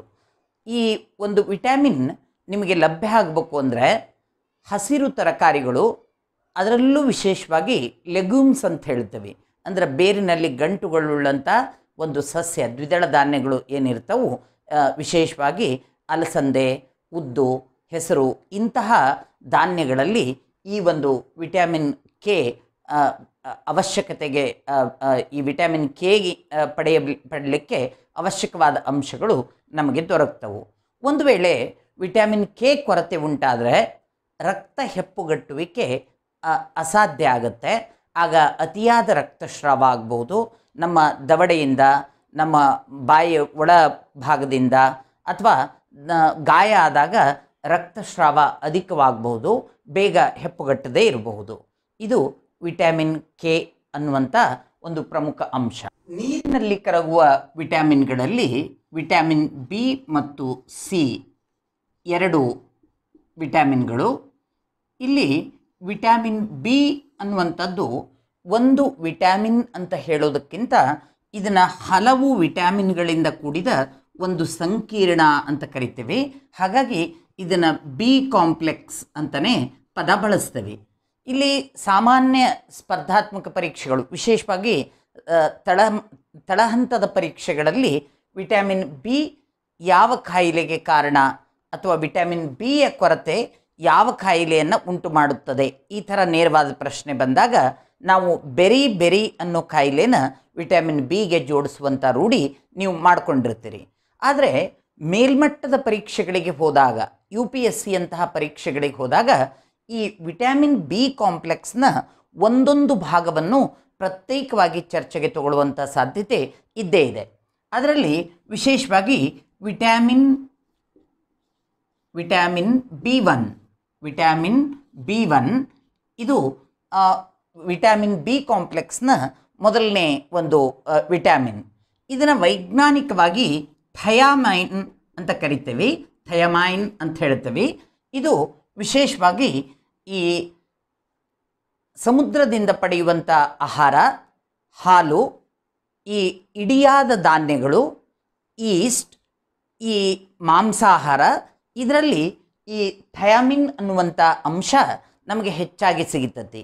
ವಿಶೇಷವಾಗಿ ನೀವು ಯಾವುದೇ ಧಾನ್ಯವನ್ನು ಪಾಲಿಷ್ ಮಾಡದೆ ನೀವು ತಿಂದಾಗ ಈ ಥಯಾಮಿನ್ ಅನ್ನುವಂಥ ಒಂದು ಅಂಶ ನಮಗೆ ಅತಿ ಹೆಚ್ಚು ಲಭ್ಯ ಆಗ್ತದೆ. ಹಾಗಾಗಿನೇ ಪಾಲಿಷ್ ಅಕ್ಕಿ, ಪಾಲಿಷ್ ಗೋಧಿ, ಪಾಲಿಷ್ ಮಾಡಿದ ರಾಗಿ ಇವುಗಳನ್ನು ಬಳಸೋ ಬದಲು ಇಡಿಯಾದ ಧಾನ್ಯವನ್ನು ಬಳಸಿದಾಗ ಆ ಅಕ್ಕಿಯ ಮೇಲ್ಪದರದಲ್ಲಿ, ಗೋಧಿಯ ಮೇಲ್ಪದರದಲ್ಲಿ ದೊರಕುವಂಥ ಈ ಪ್ರಮುಖ ಪೋಷಕಾಂಶಗಳಲ್ಲಿ ಈ ಥಯಾಮೈನ್ ಒಂದು. ಸ್ನೇಹಿತರೆ, ಇದು ಯಾಕೆ ಬೇಕು ನಮಗೆ? ಥಯಾಮಿನ್ ಯಾಕೆ ಬೇಕು? ಸಾಮಾನ್ಯವಾಗಿ ಇದೊಂದು ಕೋ ಎನ್ಸೈಮ್ ಆಗಿ ಕೆಲಸ ಮಾಡುತ್ತೆ. ನಮ್ಮಲ್ಲಿ ನಮ್ಮ ಶರೀರದೊಳಗೆ ನಾವು ಆಹಾರ ತಿಂದಾದಮೇಲೆ ಶರ್ಕರ ಪಿಷ್ಟ ಮತ್ತು ಪ್ರೋಟೀನ್ನಿಂದ ದೊರಕುವ ಅಮೈನೋ ಆಮ್ಲಗಳನ್ನು ಚಯಾಪಚಯ ಕ್ರಿಯೆಗೆ ಒಳಪಡಿಸ್ಬೇಕಾದ್ರೆ ಹಲವು ಎಂಜೈಮ್ಗಳು ಬೇಕಾಗ್ತವು. ಅದರಲ್ಲಿ ಒಂದು ಕೋ ಎಂಜೈಮ್ ಆಗಿ ಈ ಥಯಮಿನ್ ನಮಗೆ ನೆರವು ನೀಡುತ್ತೆ.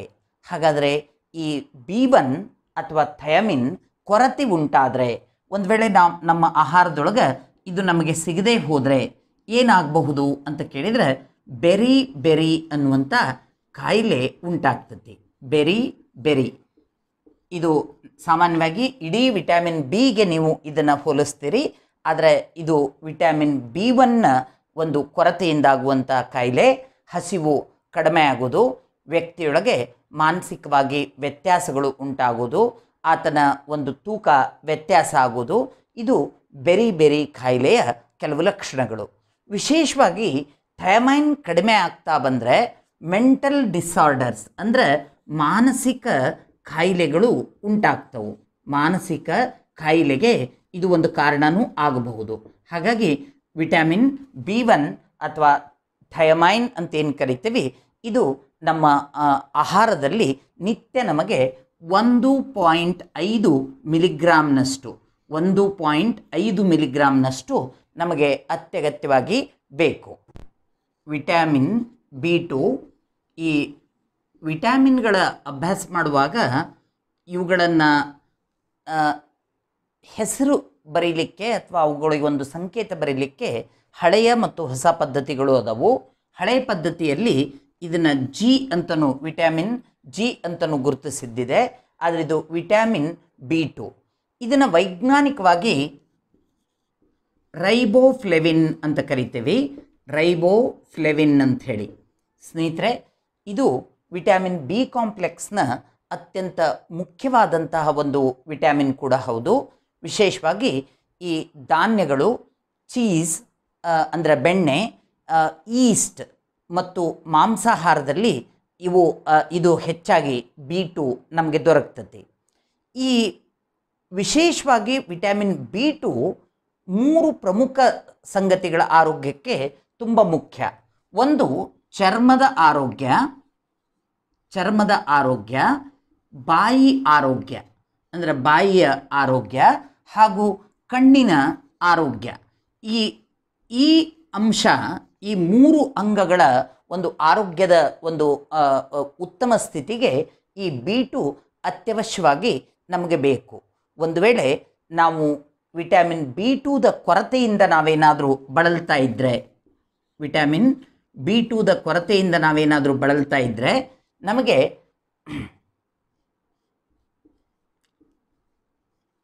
ಅರಿಬೋಫ್ಲೆವಿನೋಸಿಸ್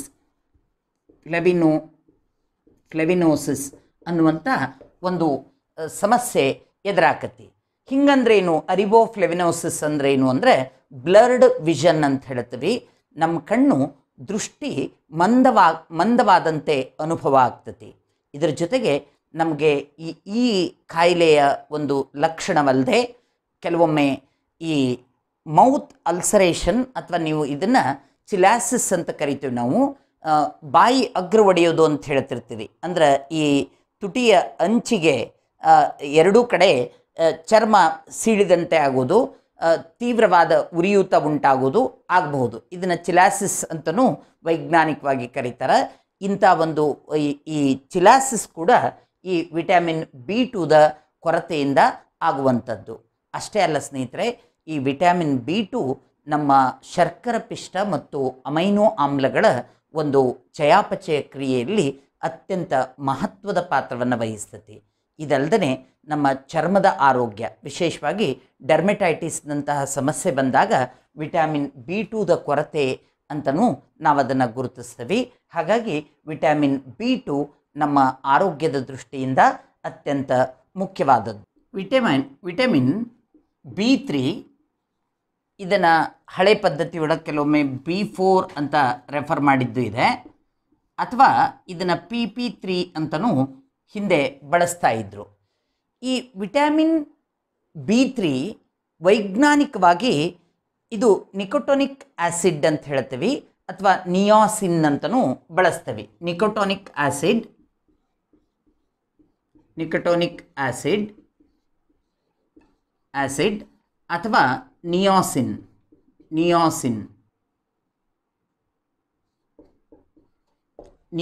ಅಂತಲೂ ಹೇಳ್ತೇವೆ. ಸ್ನೇಹಿತರೆ, ಈ B3 ವಿಟಮಿನ್ B3 ಈ ಬಿ ಕಾಂಪ್ಲೆಕ್ಸ್ನ ಒಂದು ಪ್ರಮುಖವಾದಂಥ ವಿಟಮಿನ್ ಕೂಡ ಹೌದು. ಧಾನ್ಯಗಳು, ಈಸ್ಟ್, ಇದೀಗ ತಾನೇ ಕತ್ತರಿಸಿದ ಮಾಂಸ ಮತ್ತು ಹಾಲಿನ ಪದಾರ್ಥಗಳಲ್ಲಿ ಈ ವಿಟಮಿನ್ B3 ನಿಮಗೆ ದೊರಕ್ತತಿ.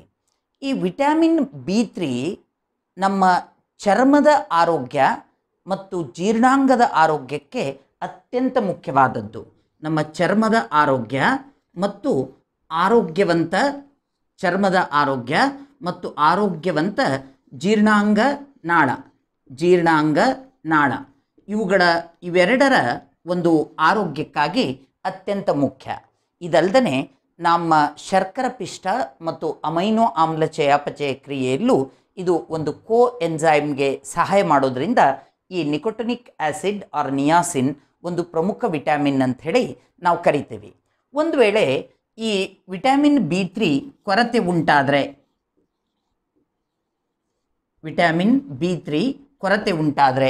ಏನಾಗುತ್ತೆ?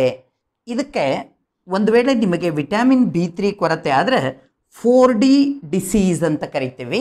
ಇದನ್ನು ಒಂದೇ ಶಬ್ದದೊಳಗೆ ಒಮ್ಮೊಮ್ಮೆ ಪೆಲಾಗ್ರಾ ಅಂತ ಹೇಳ್ತೀವಿ. ಈ 4D ಅಂದ್ರೇನು?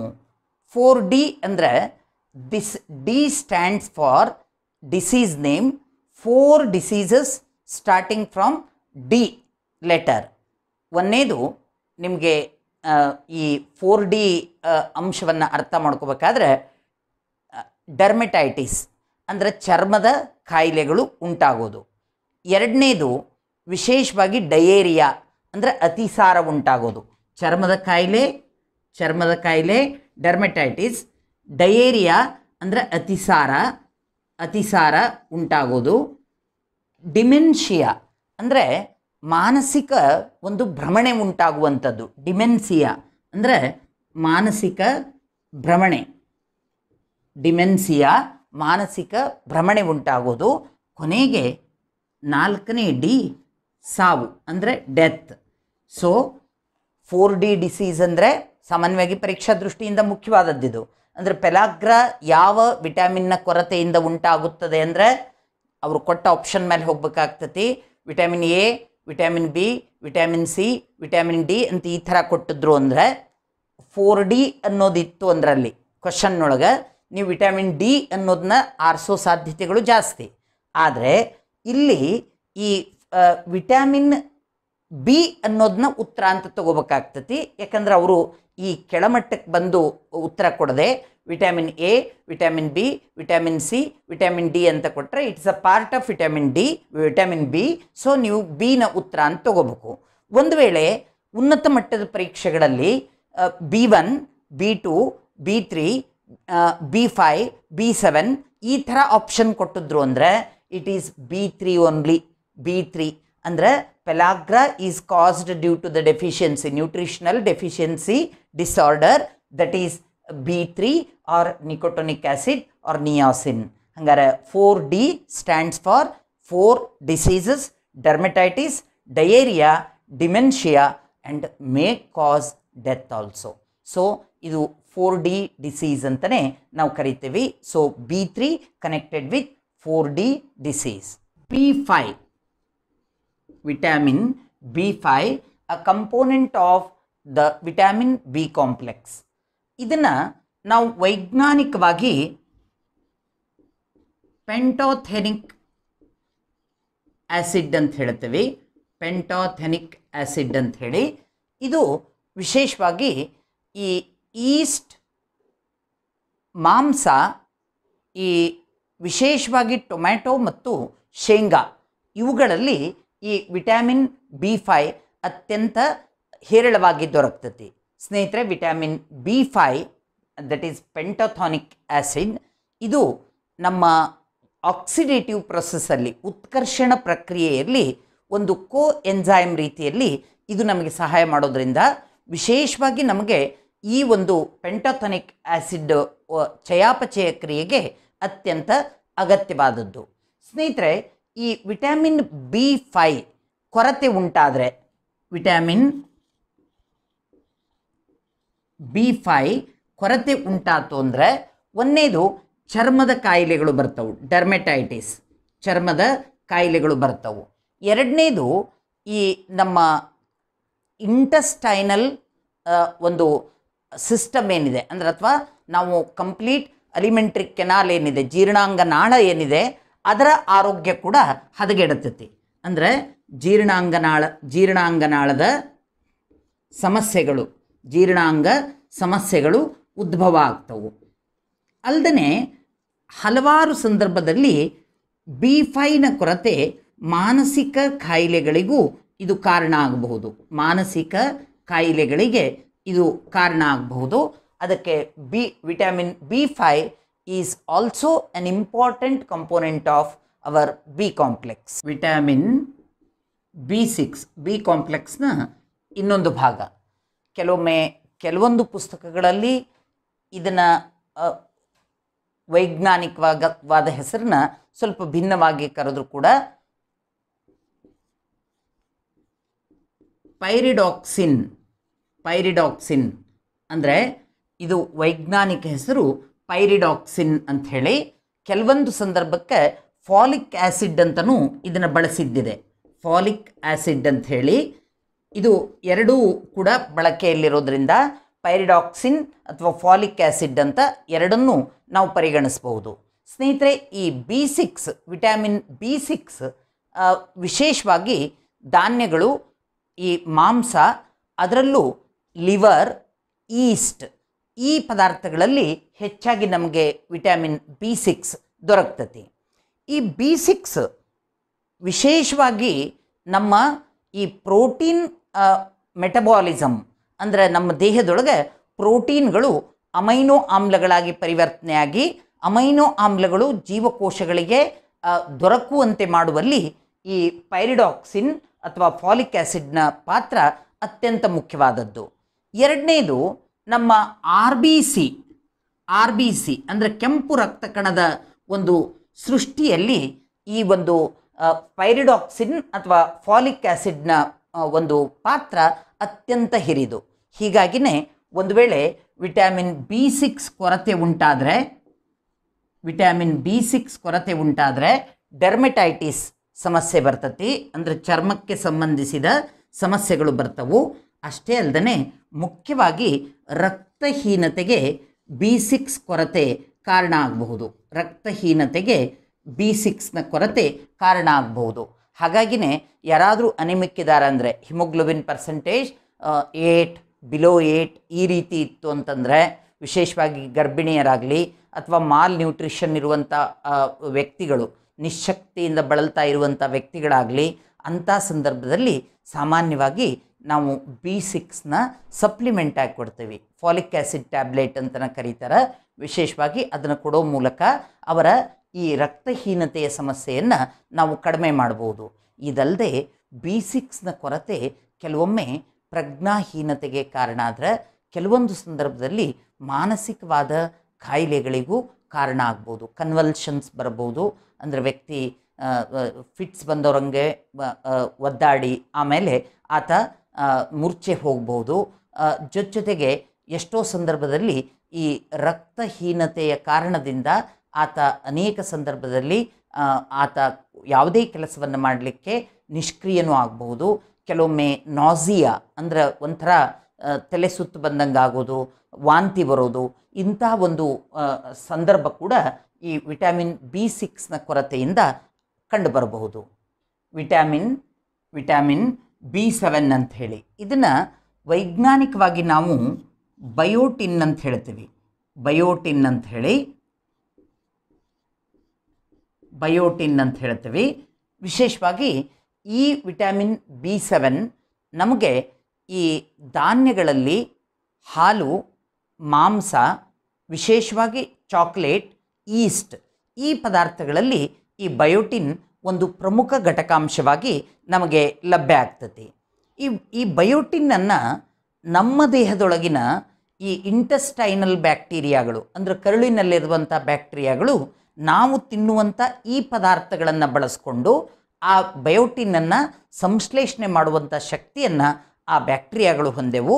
ಹಾಗಾಗಿ ಈ ಒಂದು ಬ್ಯಾಕ್ಟೀರಿಯಾಗಳ ಸಹಾಯದಿಂದ ನಾವು ಬಯೋಟಿನ್ ಅಥವಾ ವಿಟಮಿನ್ B7 ಪಡೀಲಿಕ್ಕೆ ಸಾಧ್ಯ. ಸ್ನೇಹಿತರೆ, ವಿಶೇಷವಾಗಿ ಈ ಒಂದು ಬಯೋಟಿನ್ನ ಅಗತ್ಯ ಎಲ್ಲಿದೆ ಅಂದರೆ, ಈ ಲಿಪಿಡ್ ಸಿಂಥಸಿಸ್ ಆಕ್ಟಿವಿಟಿ, ನಮ್ಮ ದೇಹದೊಳಗೆ ಲಿಪಿಡ್ಸ್ನ ಒಂದು ಸಂಶ್ಲೇಷಣೆ ಮಾಡುವಂಥ ಪ್ರಕ್ರಿಯೆಯೊಳಗೆ ಬಯೋಟಿನ್ ಒಂದು ಅಗತ್ಯ ಅಂಶವಾಗಿ ಬಳಕೆ ಆಗ್ತದೆ.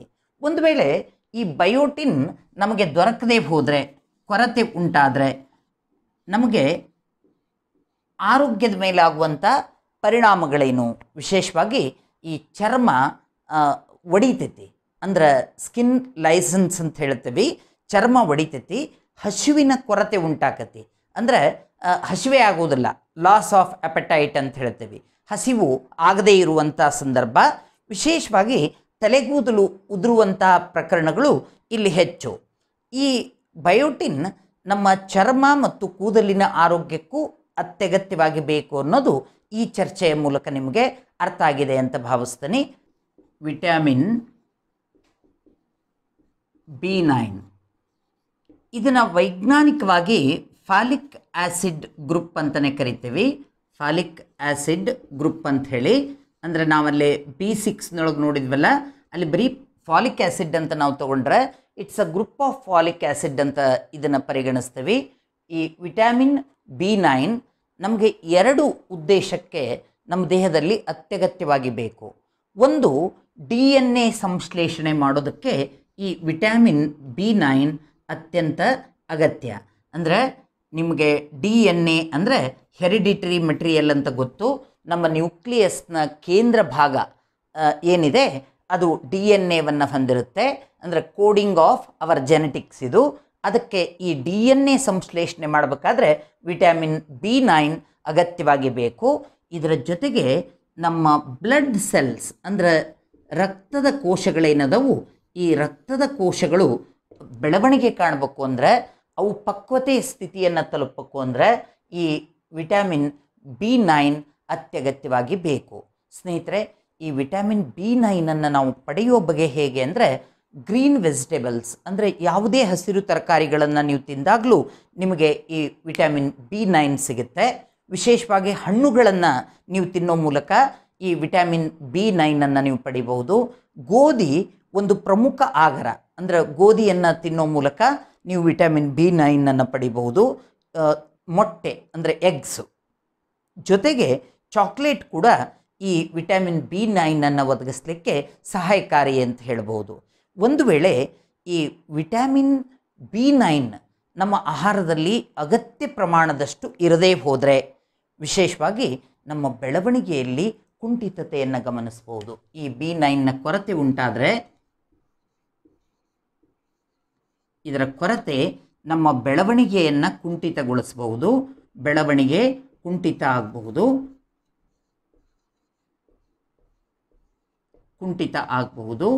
ವಿಶೇಷವಾಗಿ ಈ ರಕ್ತದ ಕೋಶಗಳು ಅಂದರೆ RBC, WBC, ಪ್ಲೇಟ್ಲೆಟ್ ಇಂತಹ ರಕ್ತದ ಈ ಜೀವಕೋಶಗಳ ಒಂದು ರೂಪರೇಷೆಗೆ ಇದು ಅಗತ್ಯವಾಗಿ B9 ಬೇಕಾಗಿರೋದ್ರಿಂದ ಇದರ ಕೊರತೆ ಉಂಟಾದಾಗ ನಮ್ಮಲ್ಲಿ ವಿಶೇಷವಾಗಿ ಮೆಗಲೋಬ್ಲಾಸ್ಟಿಕ್ ಅನಿಮಿಯಾ ಅಂತಾಗುತ್ತೆ. ಅಂದರೆ ಆ ಜೀವಕೋಶಗಳು ಪಕ್ವಗೊಳ್ಳದೆ ಅವು ತೆಗೆದುಕೊಂಡು ಹೋಗಬಹುದಾದ ಆಮ್ಲಜನಕದ ಮಟ್ಟ ಕಡಿಮೆಯಾಗಿ ಅದು ರಕ್ತಹೀನತೆಗೆ ಕಾರಣವೂ ಆಗಬಹುದು. ಇದು ಮೆಗಲೋಬ್ಲಾಸ್ಟಿಕ್ ಅನಿಮಿಯಾ ಅಂತ ಹೇಳ್ತೀವಿ. ರಕ್ತಹೀನತೆ ಅಂದರೆ RBCಗಳು ಅಂದರೆ ಕೆಂಪು ರಕ್ತ ಕಣಗಳು, ರೆಡ್ ಬ್ಲಡ್ ಕಾರ್ಪಸ್ಕಲ್ಸು ಮೆಚುರೇಷನ್ ತಲುಪದೆ ಅವು ರಕ್ತದಲ್ಲಿ ಇದ್ದೂ ಸಹ ಆ ಆಕ್ಸಿಜನ್ ಕ್ಯಾರಿಯಿಂಗ್ ಕೆಪಾಸಿಟಿ ಕಡಿಮೆ ಆಗ್ತಾ ಹೋದಾಗ ಅವಾಗ ನಾವು ಮೆಗಲೋಬ್ಲಾಸ್ಟಿಕ್ ಅನಿಮಿಯಾ ಅಂತ ಹೇಳ್ತೀವಿ. ಅಂಥ ರಕ್ತಹೀನತೆಗೆ ಈ B9 ಕೊರತೆ ಕಾರಣವೂ ಆಗಬಹುದು. ವಿಟಮಿನ್ B12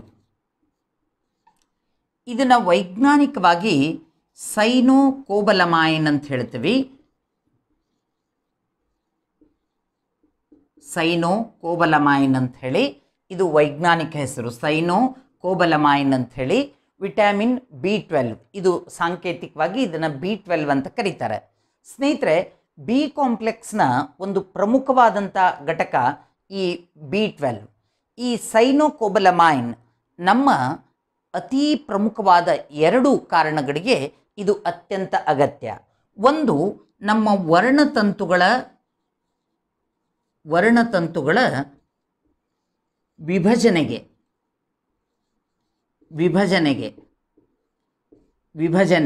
ಅಂದರೆ ಕ್ರೋಮೋಸೋಮಲ್ ಡುಪ್ಲಿಕೇಶನ್. ನಮ್ಮ ಜೀವಕೋಶದ ವಿಭಜನೆ ಆಗುವಾಗ ಕ್ರೋಮೋಸೋಮ್ಗಳು ವಿಭಜನೆ ಆಗಬೇಕು. ಅದಕ್ಕೆ ಈ ಸೈನೋಕೋಬಲಮೈನ್ ಅಥವಾ ವಿಟಮಿನ್ B12 ಅತ್ಯಗತ್ಯವಾಗಿ ಬೇಕು. ಎರಡನೇದು, ನಮ್ಮ ಕೆಂಪು ರಕ್ತ ಕಣಗಳು ಪಕ್ವಗೊಳ್ಳಲಿಕ್ಕೆ ಅಂದರೆ RBC ಪಕ್ವಗೊಳ್ಳಲಿಕ್ಕೆ ಇವು ಅತ್ಯಂತ ಅಗತ್ಯವಾಗಿ ಬೇಕು. ಈ ಕಾರಣಕ್ಕೆ ಈ vitamin B12 one of the essential vitamin belonging to B complex group. ಸ್ನೇಹಿತರೆ, ಒಂದು ವೇಳೆ ಈ ವಿಟಮಿನ್ B12ನ ಕೊರತೆ ಉಂಟಾದರೆ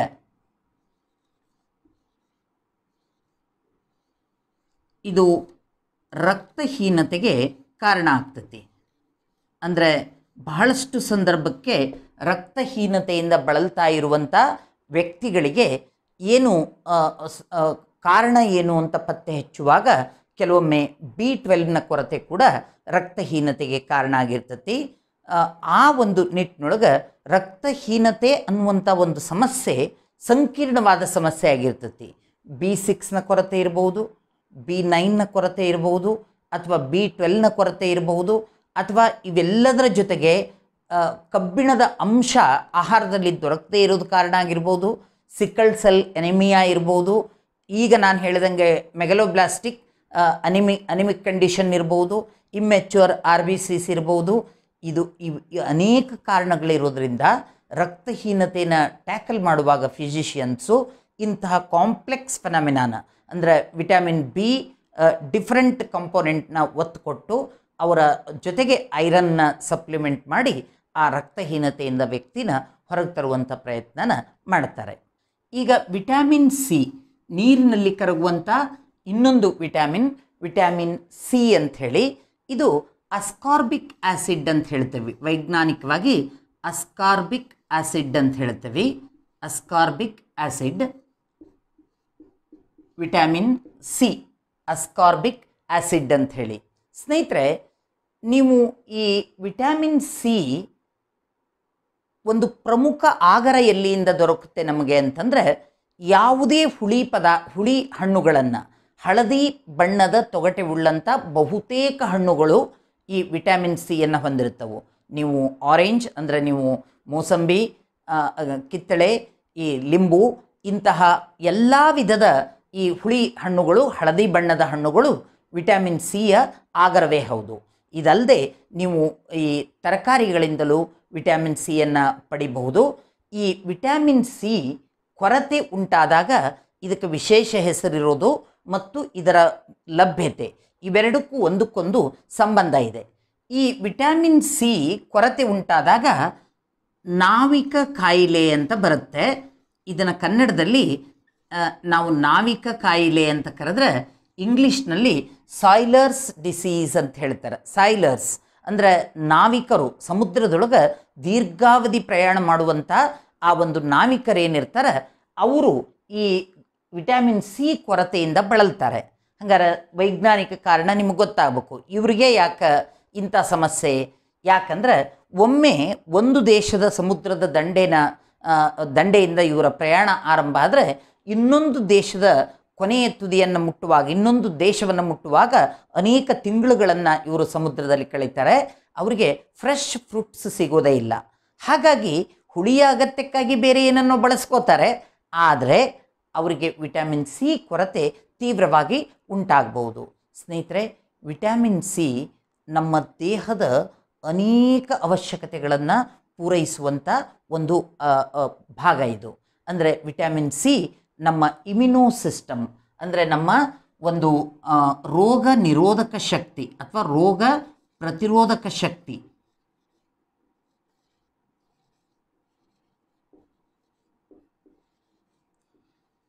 ರೋಗ ನಿರೋಧಕ ಶಕ್ತಿ ವ್ಯವಸ್ಥೆಯನ್ನು ನಿಭಾಯಿಸುವಲ್ಲಿ ಈ ವಿಟಮಿನ್ ಸಿ ಅತ್ಯಂತ ಪ್ರಮುಖ ಪಾತ್ರವನ್ನು ವಹಿಸ್ತತಿ. ಅಷ್ಟೇ ಅಲ್ಲ, ಫಾರ್ಮೇಷನ್ ಆಫ್ ಕೊಲಾಜನ್ ಅಂದರೆ ನಮ್ಮ ಮೂಳೆಗಳನ್ನು ಸಂಯೋಜಕ ಅಂಗಾಂಶ ಏನಿರುತ್ತೆ, ಕಾರ್ಟಿಲೇಜ್ ಆಗ್ಬೋದು, ಕೊಲಾಜಿನ್ ಆಗ್ಬೋದು, ವಿಶೇಷವಾಗಿ ನಮ್ಮ ಬೋನ್ಸ್ ಅಂದರೆ ಮೂಳೆಗಳ ಆರೋಗ್ಯವನ್ನು ಕಾಪಾಡಲಿಕ್ಕೆ, ಹಲ್ಲಿನ ಆರೋಗ್ಯವನ್ನು ಕಾಪಾಡಲಿಕ್ಕೆ ಇದು ಅತ್ಯಂತ ಮುಖ್ಯವಲ್ಲದೇ ನಮ್ಮ ಆರ್ ಬಿ ಸಿಗಳ ಒಂದು ಬೆಳವಣಿಗೆಗೂ ಕೂಡ ಅತ್ಯಂತ ಮುಖ್ಯ. ಜೊತೆಗೆ ಈ ಐರನ್ ಮೆಟಬಾಲಿಸಮ್, ನಾವು ತಿಂದಂಥ ಆಹಾರದೊಳಗಿನ ಈ ಕಬ್ಬಿಣದ ಅಂಶ ನಮ್ಮ ದೇಹಕ್ಕೆ ಒದಗಬೇಕು ಅನ್ನೋದಾದರೆ ವಿಟಮಿನ್ ಸಿ ಅತ್ಯಂತ ಮಹತ್ವದ ಪಾತ್ರವನ್ನು ವಹಿಸ್ತತಿ. ಹಾಗಾದರೆ ನಾವು ಒಂದು ದಿನಕ್ಕೆ ಕನಿಷ್ಠ ಪಕ್ಷ 75 ಮಿಲಿಗ್ರಾಮ್ನಷ್ಟಾದರೂ ನಾವು ಈ ವಿಟಮಿನ್ ಸಿಯನ್ನು ಸೇವಿಸಲೇಬೇಕು. 75 ಮಿಲಿಗ್ರಾಮ್ನಷ್ಟಾದರೂ ನಾವು ಈ ವಿಟಮಿನ್ ಸಿಯನ್ನು ಸೇವಿಸಲೇಬೇಕು. ಒಂದು ವೇಳೆ ಈ ವಿಟಮಿನ್ ಸಿ ಕೊರತೆ ನಮ್ಮ ದೇಹಕ್ಕೆ ಆಯಿತು ಅಂದರೆ, ವಿಟಮಿನ್ ಸಿ ಕೊರತೆ ನಮ್ಮ ದೇಹದಕ್ಕೆ ಉಂಟಾಯಿತು ಅಂತಂದರೆ ಅದು ಸ್ಕರ್ವಿ ಅನ್ನುವಂಥ ಕಾಯಿಲೆನ ಉಂಟು ಮಾಡ್ತತಿ. ಸ್ಕರ್ವಿ ಅನ್ನುವಂಥ ಕಾಯಿಲೆ, ವಿಶೇಷವಾಗಿ ಈ ಸ್ಕರ್ವಿ ಕಾಯಿಲೆಯಿಂದ ಬಳಲ್ತಾ ಇರೋರಿಗೆ ಯಾವುದೇ ಗಾಯ ಆದರೆ ಬೇಗ ವಾಸಿಯಾಗೋದೇ ಇಲ್ಲ. ಮತ್ತು ನಮ್ಮ ಗಮ್ಸ್ನಿಂದ ಅಂದರೆ ಒಸಡಿನಿಂದ ರಕ್ತಸ್ರಾವ ಉಂಟಾಗಬಹುದು, ಹೈ ಗ್ರೇಡ್ ಫೀವರ್ ಬರ್ಬೋದು, ಅಂದರೆ ಅತಿ ಹೆಚ್ಚು ತೀವ್ರವಾದಂತಹ ಜ್ವರದಿಂದ ಆ ವ್ಯಕ್ತಿಗಳು ಬಳಲಬಹುದು. ಇದು ವಿಶೇಷವಾಗಿ ನಾವಿಕರ ಕಾಯಿಲೆ ಅಂತ ಕರೆಸ್ಕೊಳ್ಳೋದ್ರ ಹಿಂದೆ ಇದು ಒಂದು ಪ್ರಮುಖವಾದಂಥ ಕಾರಣವೂ ಇದೆ.